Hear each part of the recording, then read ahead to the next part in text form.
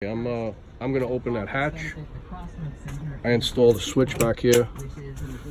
It's a home run, goes right to the hatch motor. Seems to work out better. There was a problem this year, 1999, with these hatch motors or the wiring. But seemed to overcome that by doing this.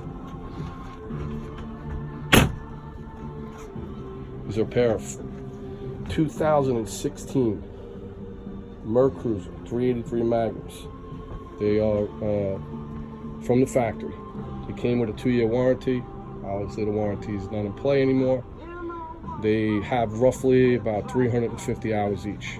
And that 350 hours each was put on in the last 2 years. Fast and furious, I guess you would say. Maybe 3 years. I had this boat down in Florida and the New York, New Jersey area. Been using it the seasons down there and the seasons down here. I had a lot of fun with it. Very reliable boat. I'm gonna fire these motors up.